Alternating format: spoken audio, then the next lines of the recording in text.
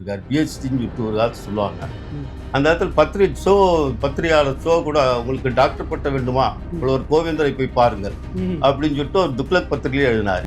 ஏன் எழுதக்கூடாதுன்னு சொன்னார். அப்புறம் ஜெயகாந்தன் கூட சொன்னார், ஏன் எழுதியா, ஆனால் எழுதிட்டு நீ என்ன நீ உன் தலையில் போட்டு விற்று தெரியாத, உன் புஸ்தகத்தை இன்னொருத்து போடணும். இந்த அயோத்திதாச பண்டிதர் புத்தகம் நான் பல புத்தகங்கள் வாசிச்சிருக்கேன். பலருடைய அவங்கவுங்க கோணத்தில் அயோத்திதாச பண்டிதரை புத்தகம் உங்களுக்கு கொஞ்சம் வித்தியாசமாக இருந்தது. தேடலும் நிறைய கொஞ்சம் மெனக்கிட்டு இருக்கீங்க. ஒரு காலத்தில் 19ஆம் நூற்றாண்டில் பெரிய ஆளுமை செலுத்தியவர்கள், அந்த ஆளுமை செலுத்தியவரின் விளைவுதான் இன்றைக்கு பெரியார் முதல் கொண்டு பெரியார் அண்ணா சொல்கிறாங்க. அவர்லாம் மூத்த முன்னோடின்றது அயோத்திதாசர் தான். அதாவது தமிழ் பத்திரிகை தமிழ்னு சொல்லிட்டு ஒரு பத்திரிகை அவர் அந்த காலத்தில் படித்தா என்ன மாதிரி அவங்க எந்த அளவு உலக அளவில் அவங்க எப்படி சிந்திச்சிருக்காங்கன்னு சொல்லிட்டு புரியுது. போராடிய சுதந்திர போராட்ட வீரர்கள் ஜாதியை குறித்து யாரும் பார்க்கல, ஜாதியை குறித்து எதுவும் பண்ணல. பின்னால் இவங்க உங்கள் சமூக வளர்ச்சிக்காக பேக்வர்ட் கிளாஸ் பிரித்தாளும் முயற்சி திராவிட உருவாகுது. பெரியார் அது பண்றாரு. பெயரை பயன்படுத்தினாலும் பெரியாரும் சாதி ஒழிப்பு அதுக்காக போராடினவர், களத்தில் இருந்தவர் அப்படின்னா சாதி ஒழிப்பு இப்போ களத்துல தான் இருந்தாரு. ஆனாலும் அவர் சாதி ஒழிப்பு களத்தில் எல்லா தமிழனுக்கும் இடம் கொடுத்தாரு. அவர் பெரியார் இந்த சமூகத்தில் முன்னிலைப்படுத்தப்பட்ட அளவுக்கு ஏன் அந்த அயோத்திதாச பண்டிதரை முன்னிலைப்படுத்த முடியல, ஏன் செய்யலை, இந்த காரணம் உங்களுக்கு ஏன் செய்யலைன்றது அதை பின்னால் பெரியாருடைய ஆளுமை தான் சொல்லுவாங்க. அவரை கொண்டு வந்தால் நம்ம எங்கட நம்ம தெரிஞ்சு மெட்ட வச்சு மாறிட்டு தமிழ் ஏற்கனவே பாடிச்சு. சாட்டம் தாதி 2 ஈவேரில் சாட்டுங்கால் நீதி ஒரு இட்டார் பெரியோர் இடாதாதி சொல்லிட்டு பட்டாங்கில் உள்ளபடியும் தமிழ் ஏற்கனவே நமக்கு சொல்லி கொடுத்துருக்கு. நீ அதை விட்டு பெரியார் பின்னால் போயிட்டு வாழை பிடிச்சின்னு போயிட்டு நீ அவருக்கு துதிபாடு தான் பண்ணி தவிர ஜாதி 2 சொல்லிட்டு அறிவு உனக்கு வரலையா தமிழனுக்கு. தங்கள் சுயநல அரசியலை பண்ணாங்க, தன்னல அரசியலை பண்ணாங்க. தாங்கள் வளர்கிறதுக்கும், தாங்க முன்னேறத்துக்கும், தாங்க சொத்து சேர்த்துக்கிறதுக்கும்.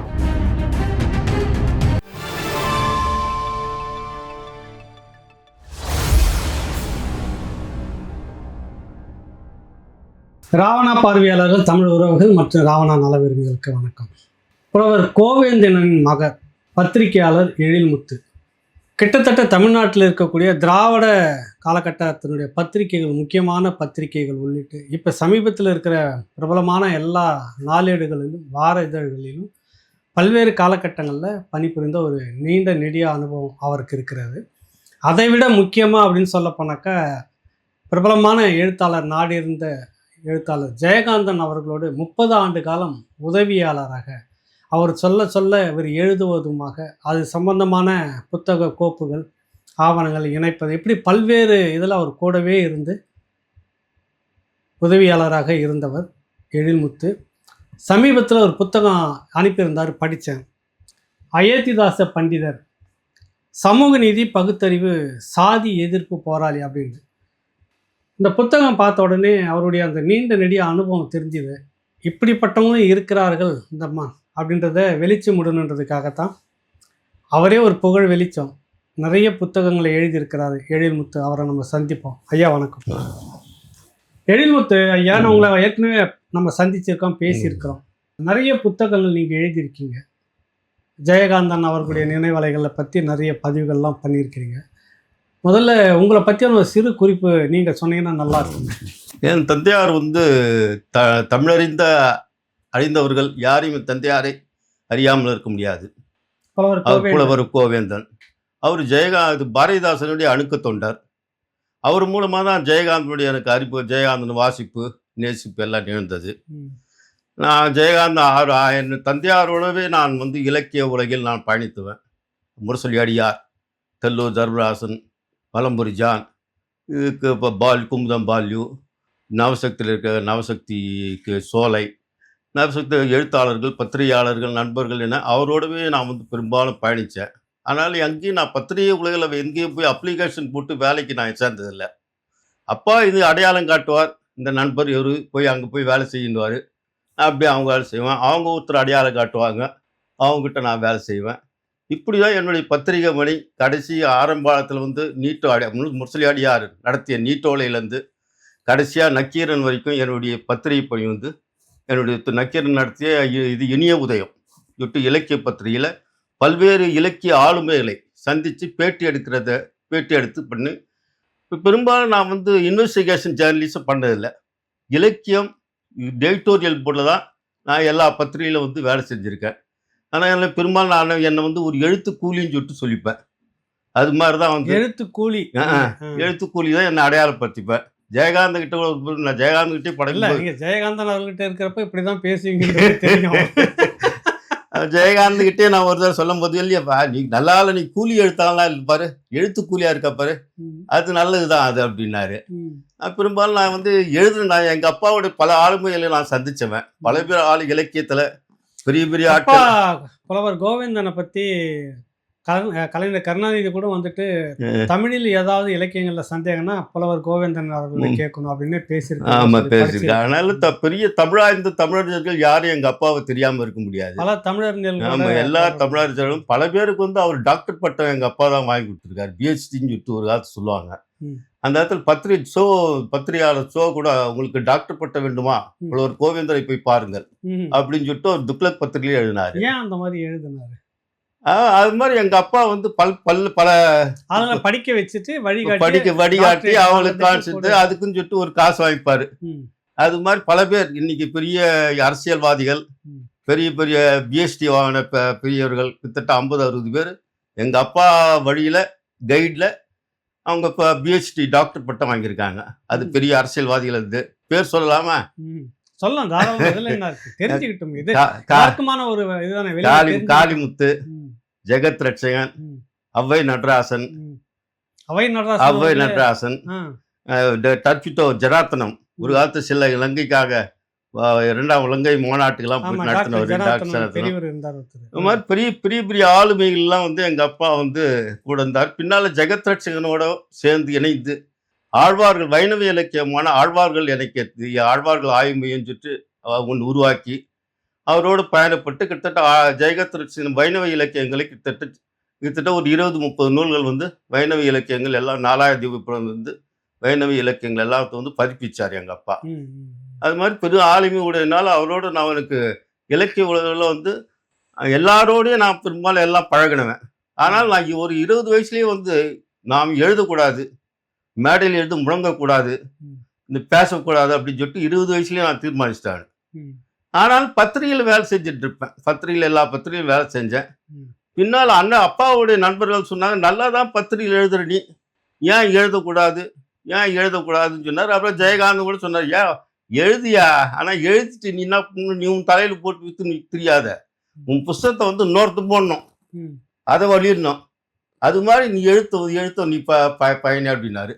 அதே மாதிரி நான் வந்து எழுத ஆரம்பித்தேன். 2000க்கு பிறகு தான் நான் பெரும்பாலும் எழுதவே ஆரம்பித்தேன். ஒரு 50 வயசு 55 வயசு மேலே தான் நான் எழுதவே ஆரம்பித்தேன். எழுதியிருக்கேன், ஒரு 10-15 நூல்கள் எழுதியிருக்கேன். பெரும்பாலும் தலைவர்களை பற்றி, இந்த அயோத்திதாச பண்டிதர் மாதிரி பெரிய ஆளுமைகள் குறித்து உலக அளவில் இருக்கிறவங்க, கார்ல் மார்க்ஸ்லேருந்து ஸ்டாலின்லேருந்து மிசோலியிலேருந்து இது மாதிரி பெரிய பெரிய ஆளுமைகள் குறித்து நான் புத்தகங்கள் ஒரு 20 புத்தகங்கள் எழுதியிருக்கேன். அதுதான் என்னுடைய எழுத்து பயணம்னு சொல்லிட்டு நான் சொல்லுவேன். பெரிய எழுத்தாளர்லாம் என்னை சொல்லிக்க நான் விரும்பல. அதுதான் என்னுடைய படைப்புகளை கொடுத்துட்டு ஆனாலும் எழுத்தாளர்னு சொல்ல விரும்புறது இல்லை அப்படின்னு. இந்த அயோத்திதாச பண்டிதர் புத்தகம் வந்து நான் பல புத்தகங்கள் வாசிச்சிருக்கேன். பலருடைய அவங்கவுங்க கோணத்தில் அயோத்திதாச பண்டிதரை பார்ப்பாங்க. உங்களுக்கு கொஞ்சம் வித்தியாசமாக இருந்தது, தேடலும் நிறைய கொஞ்சம் மெனக்கிட்டு இருக்கீங்க. ஏன் அந்த புத்தகம் எழுதணும்? எனக்கு அயோத்திதாச பண்டிதர் சொல்லிட்டு இந்த குரோம்பேட்டில் ஒரு சித்த மருத்துவ கல்லூரி இருக்கு, அங்கே பார்ப்பேன் நான். அயோத்திதாச பண்டிதர் யார் இவருன்னு சொல்லிட்டு மருந்துக்கு வாங்க போகும்போது நான் வந்து அங்கே இருக்கிற பேராசிரியர் சொல்லுது. அப்போதான் நான் வந்து ஒரு 10 வருஷத்துக்கு முன்னால் தான் அந்த கோயில் அந்த ஹாஸ்பிட்டல் கட்டும்போது நான் பார்த்து யார் என்னன்னு சொல்லிட்டு விசாரிக்கும் போது தான் ஒரு சமூக சீர்திருத்தவாதி என்றும் இன்றைக்கு திராவிடம்லாம் பேசுகிற அரசியல்வாதிகள்லாம் முன்னோடி என்றும், மூத்த முன்னோடி அவர் தான் முன்னோடி என்றும் கேள்விப்பட்டேன். அதுக்கப்புறம் அவரை பற்றி இன்னும் படிக்க அவருடைய தாத்தா தான் கந்தப்பன்றவர் திருக்குறளை வந்து அச்சு வடிவில் கொண்டு வரத்துக்கு முழு முதல் காரணம். அவர் வந்து வெள்ளைக்காரத்தோர்கிட்ட பட்லராக வேலை செஞ்சார். அப்போ அவர் படிப்பார், படிப்பாரையும் கூட. அவங்க அந்த காலத்தில் இவங்களுடைய சமூகம்லாம் இவங்கெல்லாம் படித்த சமூகம், திருவள்ளுவர் சமூகம்னு சொல்லிட்டு. அப்போ ஜோசியம் பார்ப்பாங்க, வைத்தியம் பார்ப்பாங்க, ஓலைச்சுவடிகள்லாம் படிப்பாங்க. இப்படி அவங்க ஒரு கற்றறிந்த ஒரு சமூகம் அவங்க. ஆனாலும் அவங்க வந்து ரொம்ப தாழ்த்தப்பட்ட சமூகமாயினும், ரொம்ப தாழ்ந்த நிலையில அவங்க வாழ்ந்தாலும், அந்த சமூகம் வாழ்ந்தாலும், அதுவும் சென்னையை சேர்ந்தவர்கள். சென்னையில ஆயிரம் விளக்கு பகுதிய ம். 1000 தான் இவங்கலாம் ஒரே காலத்தவர்கள். பாரதிக்கு முன் பிறந்து, ம். பாரதிக்கு பின்னால பாரதி இறக்கறதுக்கு முன்னாலேயே இறந்தவர். ம். அப்ப சார் பி.டி. பன்னீர்செல்வம் ம். இவங்கலாம் வந்து இன்னைக்கு சமூக போராளிகள்லாம் இவங்களாம் ஒரு காலம். ம். ஒரு காலத்துல 19ஆம் நூற்றாண்டுல ம். பெரிய ஆளுமை செலுத்தியவர்கள். அந்த ஆளுமை செலுத்தியதன் விளைவுதான் இன்றைக்கு பெரியார் முதல் கொண்டு. ம். பெரியாரு, அண்ணான்னு சொல்றால, ம். அவர்லாம் மூத்த முன்னோடின்றது அயோத்திதாசர் தான். ம். ம். ம். அது மாதிரி அவருடைய பணிகள் வந்து ஏராளம். அந்த காலத்துல வந்து அவங்கலாம் வந்து பெரும்படி எனக்கு சின்ன வருத்தம் என்னன்னா, இவங்கள ஒரு ஜாதிய சிமிழுக்குள் அடக்கி விடுகிறார்கள். எனக்கு அதுதான் என்னன்னா இப்போ உங்கள பத்தி எனக்கு தெரியும். நீங்க வந்து வேற ஒரு சமூகம். இவர் வந்து நீங்க சொன்ன மாரி தாழ்த்தப்பட்ட பறையர் சமூகம். எப்படி இந்த புத்தகத்தை எழுதி ஒரு கொண்டாடுறாரு எழில்முத்து?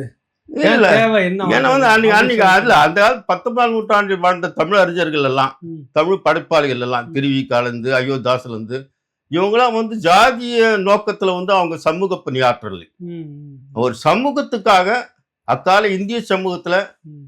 அவங்க எப்படி ஒவ்வொரு சமூக இலக்கியத்துல, இப்ப கல்வியில, சமூக சேவையில எப்படி அப்ப அச்சு ஊடகம் ஆரம்ப காலகட்டம் அது. ம். அப்போ வந்து ஒரு சமூக விழிப்புணர்வுக்காக அவங்க தங்களை வந்து இணைத்துக் கொண்டார்கள். ம். அவங்க ஜாதிய இதோடு யாருமே அவங்க பயணிச்சது கிடையாது. ம். அவருடைய படைப்புகள் வந்து ஜாதிய நோக்கோடு வந்து ஒரு தனிப்பட்ட ஜாதி அரிஜனம்னு சொல்லிட்டு அவர் எந்த காலத்திலும் சொன்னதில்லை. அவர் தன்னை பறையர் என்று சொல்லிக் கொண்டாலும், ம். ஆதி திராவிடர் என்று சொல்லிக் கொண்டாலும், அவர் அந்த மக்களுக்காக உழைத்தார் என்றால் இல்லை. ம். அவர் தமிழன் சொல்லிட்டு ஒரு பத்திரிகை நடத்துறாரு. அதுல வந்து பல்வேறு பிள்ளைமார்கள் எழுதுறான், மோலியார்கள் எழுதுறாங்க. ம். அவர் சமூக அவர் வந்து ஜாதிய நோக்கத்தோட அவர் எதுவும் அவர் வந்து தன்னுடைய படைப்புகளை வந்து கொண்டு வரல. ஒரு சமூக பார்வை. ம். சமூக பார்வை மட்டும் உலகளாவிய பார்வையோடு. ம். பாரதிக்கு முன்னால் உலகளாவிய பார்வை கொண்டவர் அயோத்திதாச பண்டிதர்னு சொல்லிட்டு அவர் படிக்கும்போது தான் தெரியுது. ம். அப்ப எந்த எந்த எந்த அளவுக்கு இவங்க வந்து இவங்கள பின்னால வந்து சமூகம் இப்ப இருக்கிற சமூகம் அவங்கெல்லாம் வந்து பசுமொழி முத்துராம் தேவர், அமர்தான் ஒரு தேவர் என்ற ஒரு சாதி மொழிக்குள்ள அடிக்கிறாங்க. அப்புறம் எல்லாரையுமே வந்து எல்லாரையும் ஒரு சாதிக்குள்ள ஜாதி அது வந்து அடைக்கிறாங்க. அது இவங்களுடைய புத்தி அது. ம். அதை விட்டு இவங்க மீண்டு வரணும். அவங்களாம் மீண்டு வந்து சமூகத்துக்காக உழைத்தவர்கள் அவங்க. ம். அவங்க வந்து பாப்பான் பறையன்னு சொல்லிட்டு அவங்க பார்க்கல அவங்க. ம். ஒரு சமூகம் ஒரு தமிழ் சமூகம் ம். மேம்பட்டு வரணும். தமிழ் சமூகம் முன்னிலை பெறணும். ம். அதுல தங்க சார்ந்த சமூகம் வந்து எப்படி பின்னால் இருந்தாலும் ம். நாங்க அதில் எப்படி ஜெயிச்சு நின்று இருக்கோம். ம். அந்த நோக்கத்தோடு அவங்க தங்கள் படைப்புகளையும் ஆளுமைகளையும் அவர் செலுத்தினாங்க. ம். அதாவது தமிழன் சொல்லிட்டு ஒரு பத்திரிகை அவர் அந்த காலத்தில் படிச்சா என்ன மாதிரி அவங்க எந்த அளவு உலக அளவுல தமிழக இந்திய அளவுல அவங்க எப்படி சிந்திச்சிருக்காங்கன்னு சொல்லிட்டு புரியுது. இவங்கள வந்து அந்த காலத்திலே வந்து இவங்களும் புறந்தள்ளப்பட்டார்கள் தான். ம். ஆனால் தான் அவங்க புத்த மதத்துக்கு போறாங்க. ம். அம்பேத்கர்ல இருந்து அயோத்திதாசன் இருந்து அம்பேத்கர் வரைக்கும் ம். புத்த மதத்தை நோக்கி அவங்க பயணிக்கிறாங்க. ஏன்னா வந்து இங்க வந்து அவங்கள ஒரு புறந்தள்ளி வச்சிருக்கு. ஆரம்ப காலத்துல இவர் வந்து காங்கிரஸ் பேர் இயக்கத்துல இவரும் இருக்காரு, சேர்றாரு இவர் காங்கிரஸ் பேரத்துல. ம். அங்கிருந்து இவரை வந்து ஒரு மாதிரி அந்த அந்த காங்கிரஸ் புத்தி, ம். காங்கிரஸ் ஜாதிய பிடிமானம் உள்ள புத்தி இவர் விலைக்கு வச்சு போறதுனால தான் அவர் அதை விட்டு விலகிட்டு ம். ஒரு எல்லா சமூகத்துக்கும் சேர்ந்த ஒரு படைப்பாளியா தன்னை உருவாக்கணும்னு சொல்லிட்டு ஒரு பைசா தமிழன் சொல்லிட்டு ஆரம்பிக்கிறார் அயோத்திதாச பண்டிதர். ம். அது கூட ஒரு பைசான்றது கூட பின்னால் அவர் வந்து கிரிட்டிசைஸ் பண்ணா ஒரு பைசான்னதுங்க அது ஒரு அது பொருளாதார என்னத்துக்கு பண்ற மாதிரி சொல்லாதீங்க. தமிழன் சொல்லிட்டு அது மாத்துறாரு. அதை ம். ம். ம். தமிழன் சொல்லிட்டு மாற்றி அதை வந்து கொண்டு வராரு அவர். ம். அந்த பத்திரிகையில வந்து பல பெண் விடுதலை, ம். சமூக போராட்டங்கள், அக்கால சமூக நிலவரங்கள், எப்படி வெள்ளைக்காரனோட அவன் எப்படி இருந்தான், அவங்களுடைய அரசு அவங்களுடைய வந்து அவங்க சுதந்திரத்துக்காக போராடுறவங்கள எப்படி அவன் பின்தள்ளலாம், அதுக்காக அவன் வந்து என்னென்ன பண்ணான் அப்படின்றது அவங்க எல்லாம் எழுதுறாங்க. ம். ஆனா இவர் மரபு வைத்தியர் தான் இவரு. ம். வைத்தியத்தை பற்றி அந்த பத்திரிகை அந்த தமிழ் பத்திரிகை எழுதிய ம். அவர் எழுதுனதுலாம் சமூகத்தை பத்தி தான் சமூக தமிழ் அப்பாதுரை பிள்ளை. சாதிக்காக மட்டும்தான் அந்த தலைவர், சமூகத்துக்காக இல்ல அப்படின்னு ஒரு குறிப்பிட்டவங்க பேசுறாங்க இல்லைங்களா? அது வந்து அவங்க வந்து ஒரு சாக்கடைகள் எனக்கு கூட இந்த ஜாதி என்ற ஒரு சிமிழுக்குள் அடைக்கிறான்னு சொல்லிட்டு சொல்றாங்க. அது கூட தப்பு. இவங்க சாக்கடைக்குள் மூழ்கி கிடக்கிறாரு. ம். ஜாதி என்று சிம்பு கிடையாது, சிம்பு விட உயர்வானது. சாக்கடைக்குள்ள நீங்க எவ்வளோ வரீங்க போய்? அவங்க ஒரு தமிழ் சமூகத்தின் மேலானதுக்காக அவங்க பாடுபட்டார்கள். நீங்க அது மாதிரி முன்னேற வராம நீங்களும் போயிட்டு அந்த குழியில போய் எப்படி வரீங்க நீங்க? அதுதான் வந்து அயோத்திதாசருக்கும் புஷ்ம முத்துராம் தேவருக்கும் அவங்கள ஒரு ஜாதி சமூகத்துக்கான தலைவர்கள் அவங்க. அதில் ஒரு ஜாதியை வச்சு ஜாதிக்காரன் வரைக்கும் கொண்டாடுறது, இது அவங்க தங்களை தாங்களே அவங்க பின்னுக்கு தள்ளி கொள்கிறார்கள். தங்களை ஜாதி அடையாளப்படுத்தி விடுகிறார்கள். தங்களுடைய ஜாதிய பிடிவானத்தின் வேறாக அவங்க இருக்கிறார்கள். ஆனா அவங்களும் அதுதான் ஒரு பெரிய இப்போ உங்களுடைய அனுபவம் ஊடக அனுபவம் சரி, சமூக அனுபவம் சரி, நிறைய தலைவர்களை நீங்க சந்திச்சிருக்கீங்க. உங்களை பத்தி எனக்கு எல்லாமே தெரியும். நிறைய உங்களுடைய புத்தகங்கள் நான் பார்த்துருக்கிறேன். பொதுவாக அந்த காலகட்டத்தில் அவங்க சமூகமா இயங்கினாங்க அப்படின்றது தான் பார்க்கப்படுது. எல்லாருமே சாதிய போக்கு இருக்கு இல்லையா, சாதி இப்போ தமிழன் அப்படின்னு ஒன்றா இருக்கணும்னு அவர் சொல்கிறப்ப அவர் இப்போ இருக்கிற மற்ற சமூகமே அவர் ஒரு குறிப்பிட்ட சமூகத்துக்கான ஆள் அப்படின்ற ஒரு குறுக்கி வச்சு பார்க்குற அந்த போக்கு எப்பத்துலேருந்து தொடங்குது? இது அது சுதந்திரத்துக்கு பின்னால் இருந்தால், சுதந்திரத்துக்கு பின்னால் இருந்தால் தொடங்குது. முன்னால் சுதந்திரத்துக்கு முன்னால் அமர் யாரும் அமர் இல்லை. பாபேஸ் ஐயரோ சரி, பாரதியாரோ சரி, யாருமே பாரதியார் கூட அவருக்கு ஒரு அர்ஜுனுக்கு பூண்டு போட்டு விடுறாரு. அந்த கனகலிங்கத்திட்ட ஒருத்தன் கேட்குறான், உங்கள் வாத்தியார்கிட்ட சொல்லி நான் ஆதி திராவிடர்னாங்க, என்ன பேர் ஆதி திராவிடர்னு வச்சுக்கலாமா, பறையர்னு சொல்லிட்டு வச்சுக்கலாமான்னு சொல்லிட்டு கேளுன்னு சொல்லிட்டு அந்த கனகலிங்கத்துக்கிட்ட அவர் பாரதியார்கிட்ட கேளுன்னு சொல்லிட்டு ஒருத்தர் சொல்கிறான். அவர் எனக்கு ஜாதி பிடிமானலாம் கிடையாது அப்படின்றாரு பாரதியார். அவங்ககிட்ட போய் அதே மாதிரி அவன் கேட்குறான், ஆதி திராவிடர் வச்சுதான் பேர், பறையர்னு சொல்லிட்டு வச்சுக்கிறார், எனக்கு ஜாதியெல்லாம் நம்பி கிடையாதுன்ற பாரதியார் சொல்கிறார். அப்போ அக்காலத்தில் வாழ்ந்த மக்கள், எழுதுகிற படைப்பாளிகள், போராடிய சுதந்திர போராட்ட வீரர்கள் ஜாதியை குறித்து யாரும் பார்க்கல. ஜாதியை குறித்து எதுவும் பண்ணல. பின்னால உங்க சமூக வளர்ச்சிக்காக backward class, forward class, scheduled வகுப்பு அப்படின்னு சொல்லிட்டு நீங்க ஒரு பிரித்தாள் ஒரு முயற்சி. இது பிரித்தாள் முயற்சி திராவிட கழகம் உருவாக்குது. பெரியார் அது பண்றாரு. திராவிடன்ற சொல்லே தமிழ் சங்க இலக்கியங்களா நீங்க பார்க்க முடியாது. ஏங்க பெரியார நீங்க சொல்றீங்க? அது இருக்குது யதார்த்தத்துல. பெரியார்ல திராவிடன்றது ஒரு சொல்லே தமிழ்ல கிடையாதுங்க. தமிழன் தான், தமிழ் தான். திராவிடன்ற சொல்லியப்போ சங்க இலக்கியத்தில் இருக்கா? திராவிட சிசுன்னு சொல்லிட்டு இந்த திருஞான சமுதாய புராண காலத்துல வருது. அது ஒரு சமஸ்கிருத சொல்லுது. திராவிட சிசுன்றது அவன் சமஸ்கிருதக்காரன், அவன் வச்சது. பின்னால கால்டுவெல் திராவிட ஒரு மொழி ஒப்பி இலக்கணம் பண்ணுறாங்க. திராவிட மொழி ஒப்பி இலக்கணம் அல்லது தென்னிந்திய மொழி குடும்பங்கள் தலைப்பு வச்சுதான் இந்த கால்டுவெல் அந்த புத்தகத்தை எழுதுறாரு. இவனுக்கு திராவிடத்தை புடிச்சானுங்க, தென்னிந்திய மொழி குடும்பங்கள் விட்டானுங்க. ஒரு தனித்துவம் அடையாளப்படுத்துறதுக்காக, அதன் பேர் அரசியல் பண்றதுக்காக திராவிடம் என்ற ஒரு தூக்கி வச்சுன்னு கொண்டாடி, தமிழன்ற தமிழன்றது ஒரு பொதுவான இனம். அது சவுத் தென்னிந்திய மொழி குடும்பத்தில் அந்த பெயரை பயன்படுத்தினாலும் பெரியாரும் சாதி ஒழிப்பு அதுக்காக போராடினவர், களத்துல இருந்தவர் அப்படின்லாம். சாதி ஒழிப்பு இப்போ களத்துல தான் இருந்தாரு. ஆனாலும் அவர் சாதி ஒழிப்பு களத்துல எல்லா தமிழனுக்கு இடம் கொடுத்தாரு. அவரே கொஞ்சம் எல்லாரையும் தள்ளி வச்சு பார்த்தாரு. அவரு பல பேர் அதெல்லாம் ஒரு அந்தரங்கமான விஷயம். சில பேர் சேர்த்துக்க மாட்டாரு. அவனா ஜாதி தாண்டா இல்லைன்னா அவன் புத்தி இருக்குன்னு, அவரு ஜாதிதான் இல்லைட்ட புத்தி இருக்கும் அப்படின்னு சொல்லிட்டு பிரிச்சு, அதே ஒரு பிரிச்சு வச்சு பார்க்குற குணம் தானே. சரி, உங்க அனுபவத்துல ஐயா நீங்க நிறைய பார்த்துருப்பீங்க. பெரியாரு இருக்கிறாரு, அந்த காலகட்டத்தில் அயோத்திதாச பண்டிதர் இன்னும் வேகமா அவரும் பத்திரிகை நடத்துறாங்க. அதுக்கு முன்னாடி அவருடைய வழித்தோன்றல் தான் பெரியார். அதுதான் அவர்கிட்ட இருந்து தான் நிறைய விஷயங்கள் எடுத்துக்கிட்டு பெரியார் இங்க சமூகத்துல முன்னிலைப்படுத்தப்பட்ட அளவுக்கு ஏன் அந்த அயோத்திதாச பண்டிதரை முன்னிலைப்படுத்த முடியல, ஏன் செய்யலன்ற காரணம் உங்களுக்கு என்ன? ஏன் செய்யலன்றது பின்னால் பெரியாருடைய ஆளுமை தான் சொல்லுவாங்க.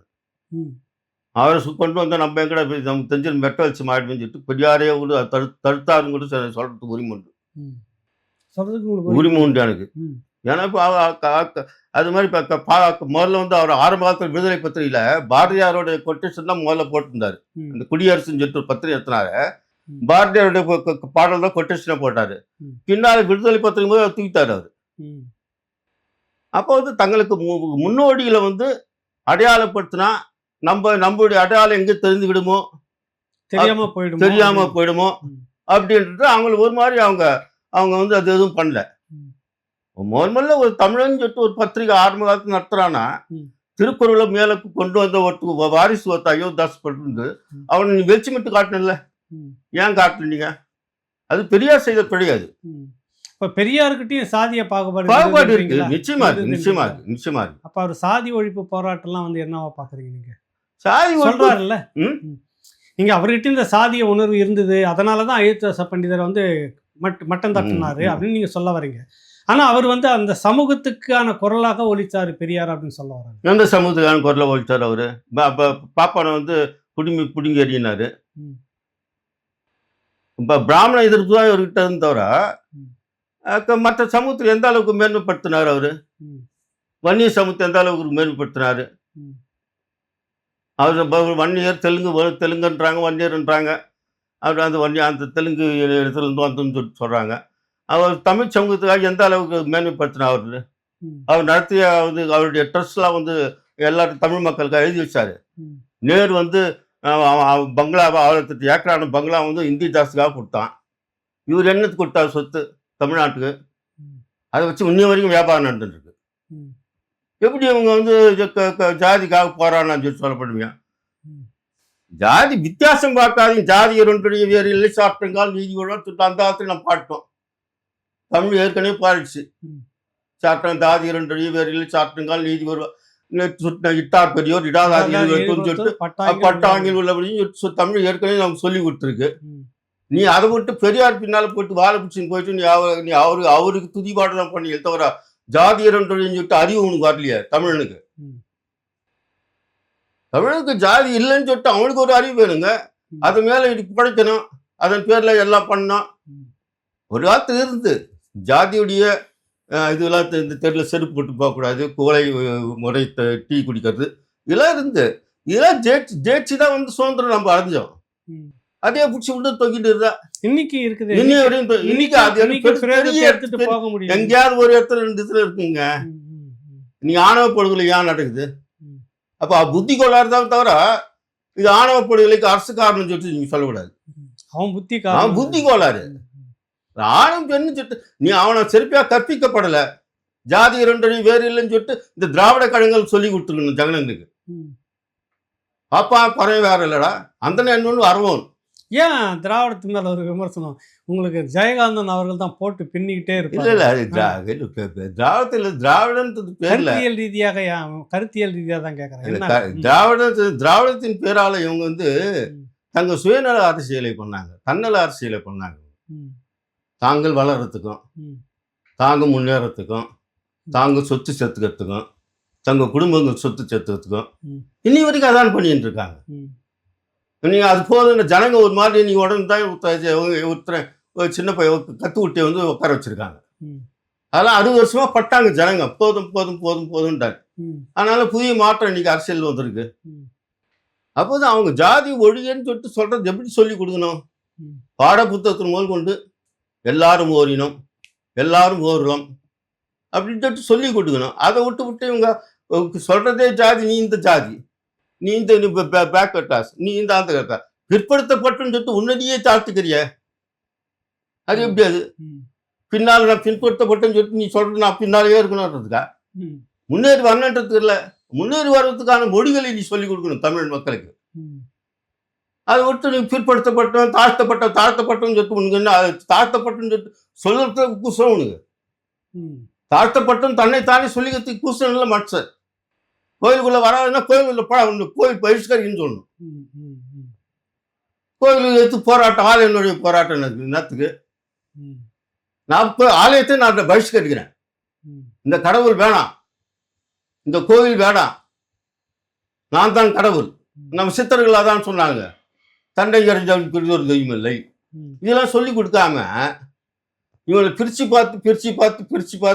பார்த்து இவனுங்க குளிர்காயி இவனுக்கு வளர்ந்தானுங்க. இவனுக்கு சொத்துக்களை சேர்த்தானுங்க, சோகங்களை சேர்த்தானுங்க, இன்னும் லஞ்சங்களை திருநானுங்க, எல்லாம் அவ்வளோ அடாடித்தனம் பண்ணாங்க. ஆனால் தான் அந்த காலத்துல ஜெயகாந்தன் லும்பன் பாலிட்டிஷியன். யார் சொன்னதுங்க? ஜெயகாந்த. லும்பன் பிளான்டேஷன் பொறுக்கி வர்க்க பிரதிநிதிகள். அது இன்னி வரைக்கும் நடந்துட்டு இருக்காது. அதுக்கான பேர்ல ஏதோ இப்போ சந்திக்கிறானுங்க. இன்னும் தமிழில் வந்து தாழ்த்தப்பட்டம் பிற்படுத்தட்டும் இதுன்னு சொல்லிட்டு அவன் மேலூனாக அவனை அடையாளப்படுத்த நீ அவனுக்கு கற்பி திருமாவளவன் வந்து அவர் இப்போ 1008 பட்டம் மட்டும் வாங்கி வச்சிருக்காரு. 50 பட்டங்கள். அவன் சமூகத்துக்கு ஏன்னா பட்டம் படிக்கிறதுக்கு என்ன நீ உதவி பண்றியா? அவன் சமூகத்தை சேர்ந்த அந்த அர்ஜுன் சமூகத்துக்கு எல்லாம் பண்ணி விசிலட்சாங்க கொஞ்சங்களா இருக்கானுங்க. பான்பேராக்கு போறியா ஜெத்தா பீடா போறியான்னு சொல்லிட்டு கூட்டத்தில் வந்து இப்போ லவ்ஸ்கிப் வச்சு பாட்டு கற்றுக் கொடுக்குறானுங்க. அவனை வந்து அவங்களை முன்னேற்றக்கூடிய சமூகமாக தமிழை நீ 1008 பட்டம் வாங்கின மாதிரி உன் சமூகத்துக்கு உள்ள ஒவ்வொரு எல்லாருமே வாங்கி தானே இருக்கிறாங்க. இப்போ வாங்குறாங்க. பெரும்பாலும் அந்த வக்கீல் படிக்கிறவங்களாம் அதான் பண்ணுறான். பெரும்பாலும் அந்த சமூகத்தை சார்ந்தவர் தான் நீ வக்கீல் படிக்கிறவங்க அதிக பேர் இருக்கான். நீ ஒரு காலத்தில் நாடார் சமூகம் சொல்லிட்டு ஒரு சாணார்னு சொல்லிட்டு அவங்க வழங்கினாங்க. இல்லை இப்போ நீங்கள் சொல்லக்கூடிய இந்த சாதிய வெறுப்பு இருக்குல்ல, தமிழன்ற ஒரு பொதுவான இதை விட்டுட்டு இந்த சாதியை பிரித்து பேசுகிற இந்த போக்கு, இந்த மாதிரியான விஷயங்கள், இதெல்லாம் வந்து திராவிட அரசு தான் அதுக்கான காரணம் அப்படின்றது ஒரு எண்ணம் உங்களுக்கு இருக்குதா? ஆமாம், நிச்சயமாக இருக்கு. அவங்களை பிரித்து வகைப்படுத்தி அவங்கள முன்னேற்றம்னு சொல்லிட்டு அவங்கள கல்வியில் நீங்கள் இடம் கொடுங்க. அதை பற்றி இல்லை, நீங்கள் பொருளாதார ரீதியாக பண்ணுங்களேன். நீங்கள் அயோத்திதாஸ் பண்ணிட்டு அந்த காலத்தில் ஒரு குதிரை வண்டியில் போவாராம். அந்த காலத்துலேயே பிடி பன்னீர்செல்வம் அவரெல்லாம் வந்து ஜமீன்தாருங்க. அந்த காலத்தில் அவங்களாம் வண்டி சாரட் வண்டியில் போவாங்களாம். அது மாதிரி நீங்கள் வந்து காரில் போகிறீங்க. உங்கள் சமூகம் வந்து நீ சொல்கிற சமூகம் வந்து நீ ரோட்டில் நடந்து போயின்ட்டுருக்கு. நீங்கள் பங்களாவில் வச்சுருக்கீங்க, அவங்க போல குடிச்சல் வச்சுக்கிறான். நீங்கள் அந்த பொருளாதார ரீதியான அவங்களுக்கு வழிகாட்டாமல், அவங்களுக்கு வேலை வாய்ப்பு வழங்காமல், ஜாதியின் பேரில் வாங்கி ஒரு குறிப்பிட்ட அதில் வந்து சாமர்த்தியசாலி வந்து பங்களா வசதியோடு இருக்கான். அந்த சமூகத்தில் இல்லாத ஒன்று பிச்சை தானே எடுத்துருக்கான். கவர்மெண்ட் கிட்ட கையேந்தி தானே இருக்கான். ரேஷன் அரிசி போடுவியா, இலவசம் கொடுப்பியா, எல்லா தரப்புலையும் கையேந்திட்டு இருக்காங்க. அதாவது ஒரு மாதிரி சமூகத்தையும் பிச்சைக்கார சமூகம் ஆயிட்டாங்க. கையேந்துகிற சமூகமாக இலவசமாக கொடுத்தா அதிகம் வாங்கலாம் அப்படின்ற ஒரு சமூகத்தை இந்த திராவிடர் கட்சிகள் உருவாக்கிடுச்சு. மக்களே அது மாதிரி மாறிட்டாங்க.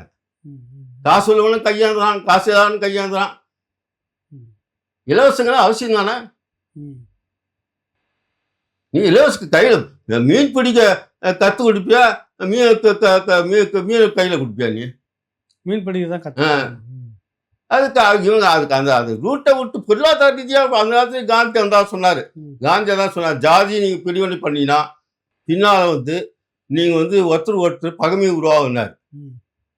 இன்னும் வின்சன் சர்ச்சில் அவன் சுதந்திரம் கொடுத்தா இந்தியாவுக்கு, இந்தியாவுக்கு சுதந்திரம் கொடுத்தா அவன் சொல்றான் 1921 16 சுதந்திரத்தை கொடுத்தீங்கன்னா இந்தியா வந்து சாதியின் பேராலும் கடவுளின் பேராலும் மதத்தின் பேராலும் காட்டு பேராண்டி ஆகிவிடுவார்கள் தான். அதே மாதிரி நீ வரைக்கும் இருக்கு. இன்னைக்கு ஜாதியின் பேரால், மதத்தின் பேரால், கடவுளின் பேரால எல்லாம் ஆட்சிக்கிறான் ஒன்றுங்க அங்கங்கே நடக்குது. இதை வச்சு பிஜேபி வந்து பாலிட்டிக்ஸ் பண்ணுது. கடவுளின் பேராலும் ஜாதியின் பேராலும் மதத்தின் பேராலும் இன்னைக்கு மத்திய அரசாங்கமே நடக்குது. அதை வச்சுதான் மக்களுக்கு வந்து அந்த நெருப்பை ஊட்டி ஊட்டி ஊட்டி பக்தி வேணுங்க. பக்தியை கட்டி வேஷம் ஆடுவீங்களா? பக்தி அவசியம். கடவுள் நம்பிக்கை ஒன்று தேவைதான். அதுக்காக வேஷம் கட்டி ஆடுவீங்களா?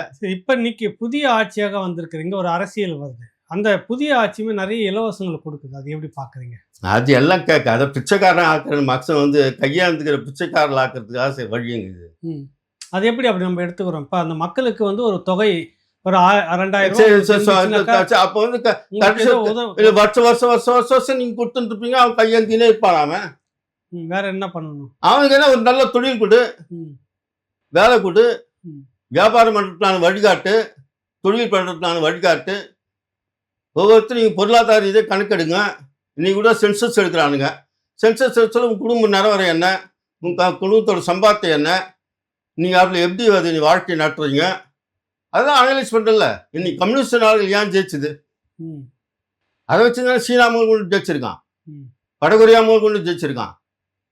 கம்யூனிஸ்ட் நாடுகள்லாம் எல்லாம் இந்த மாதிரி இலவசமாக கொடுத்துட்டுருக்கான்.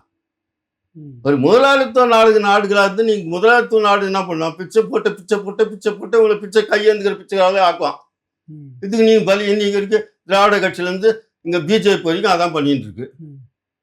அதுதான் இவங்க இல்ல நடக்குது. இது ஒரு நல்ல திட்டம்னு சொல்லிட்டு இன்னைக்கு எல்லா மாநிலமும் இதை கையில எடுக்குது. அதாங்க எல்லா இந்தியா தானேங்க நடக்குது. இந்தியா தானே நடக்கும். இது வந்து கையேந்து பிச்சைக்காரர் ஆக்குறதுக்கான ஒரு முயற்சி இது. அவனுக்கு வேலை வாய்ப்பு கொடுப்பா, அவனுக்கு தொழில் பண்றதான எனக்கு வியாபாரம் பண்றது வழிகாட்டு. ஒரு சின்ன வியாபாரம் பண்றோம், பெரும் முதலாளி ஆகிறதுக்கு ஒரு குறிப்பிட்ட முதலாளிகளை உருவாக்கிறவங்க அரசியல் இருக்கு. அது முதலாளி எல்லாரும் முதலாளி அளவுக்கு நிக்கணும்னு சொல்லிட்டு காட்டேன். சீனால ஏன் வேலை வாய்ப்பு இல்லாமல் இருக்கு? வடகொரியில் ஏன் வேலை வாய்ப்பு இருக்கு? புத்த மதங்கள் எல்லாம் இவர் கடைசி காலத்தில் புத்த மதம் போனாரு. அம்பேத்கரும் சரி, இவரும் சரி, புத்த மதம் ஆளுகிற தேசம்லாம் இன்னைக்கு எவ்வளவு வளமாக இருக்கு. நீங்க ஒண்ணு எந்த வளமான தேசம் இல்லைன்னு சொல்லிட்டு எது சொல்லுங்க. நம்ம இலங்கையில சொல்லலாம், நீங்க பிரிவினைவாதம் அது எதுன்னு சொல்லிட்டு. இலங்கையில வந்து இலங்கை மற்ற தென்கொரியாவோ, வடகொரியாவோ, சீனாவோ, தாய்லாந்தோ, சிங்கப்பூரோ, மலேசியாவோ, ஜப்பான், புத்த தேசங்கள் எல்லாம் நீ வளமான பூமியா இருக்கு. என்ன காரணம்? காரணம் அவன் மனுஷன், நீ உன்ன நம்புடான்னா, நீ கடவுளை நம்பாதடா, உங்களுக்குள்ள பிரிவு வெடி வச்சு அதுக்கடா, எல்லாரும் வாழணும்டா, நாம் எல்லாம் சகோதரர்கள், நீ வேற நீ நான் வேற இல்ல, நம்ம தேசத்துக்குரியவர்கள் அப்படின்னு சொல்லிட்டு அவங்க தலை இறக்குறானுங்க. அதில் ஜெயிச்சானுங்க. ஒரு காலத்தில் அவங்களும் அடிமைப்பட்டு கொத்தடிமையிலாவும் மனுஷன் விற்கிற தேசமா இருந்துச்சு. இதெல்லாம் சீனாவும் ரஷ்யாலாம் மனுஷன் கொத்து மாடு விற்கிற மாதிரி இன்னைக்கு எப்படி மேலும் வாங்கியிருக்கானுங்க. நீங்க அதுக்கு வழி பொருளாதார ரீதியாக ஒரு மனுஷன் வளர்றதுக்கு வழி விட்டு ஜாதியின் பேராலும் மதத்தின் பேராலையும் நீ அவனை வந்து ஒரு குறுகிய வட்டத்து உள்ள எல்லை விட்டு அதுல நீ குளிர்காய. இங்க திராவிட கட்சிகள் ஆகிறது, அவன் பிஜேபி அவன் வந்து ராமர் பெருமாள் கோவில் வச்சு கிருஷ்ணன் சொல்லிட்டு அவன் பண்றாங்க. ஒரு பக்கம் கொள்ளையை நடக்குது, கோயிலை கட்டி கொள்ளையை அடிக்கிறானுங்க, கோயில் கட்டி வியாபாரம் பண்றாங்க, வியாபாரி ஆகுறானுங்க. நீங்க அது மக்களை வந்து எல்லாரும் ஓரினம், எல்லோ பாரதிய அவலம் அயோத்தாஸ் பண்றது வந்து பாரதியார் வரைக்கும் என்ன சொல்லுது, எல்லாரும் ஓரினம், எல்லாரும் ஓர்குலம் அப்படின்ற அந்த ஒரு அந்த பாலிசி தான் அவங்க சமூகத்துக்கு கற்றுக் கொடுத்தானுங்க. நீங்க அதை விட்டு வந்து தாழ்த்தப்பட்டவன், வேலோன், ஹரிஜன், பறையன், சக்கிலி இப்படியா நீங்க பிரிச்சு பாக்குறீங்க. 4866 ஜாதிகள் இருக்குன்றானுங்க. எங்க உருப்படும்? நீங்க மேல வளர்த்துக்கு பண்ணுங்க. அவங்களுக்கு பொருளாதார ரீதியாக அவங்களை முன்னேற்றம் அடைகிறதுக்கு அவன் தன்னாலும் சார்ந்த அரசியல் தான் பண்ணிட்டு இருக்கானே தவிர, இங்க மோடியிலேருந்து ஸ்டாலின்லேருந்து இப்போ வந்திருக்க விஜய் வரைக்கும் தன்னாலும் சார்ந்த அரசியல் தான் நடக்குதே தவிர மக்கள் சார்ந்த அரசியல் இங்க நடக்கலைங்க. மக்களை வந்து அந்த நீ மூட பழக்கங்களை, மூட தெய்வ நம்பிக்கைகளை, ஜாதிய பிடிமானங்களை நீங்க மேலோக்கி விட்டு அவங்களையும் அதை விட்டு ஆணவ கொடலையா நடக்காது. இதனால்தான் நடக்குது. ஆமா, நீ வந்து ஜாதி பிரிச்சு பார்த்து எல்லாத்தையும் பண்றல, பொருளாதார ரீதியாக நீ மனுஷன் வந்து ஒரு டெவலப் பண்ணணும். நல்லது ஐயா, நம்ம தொடர்ந்து பேசுவோம், தொடர்ந்து நம்ம பேசுவோம், சந்திப்போம்.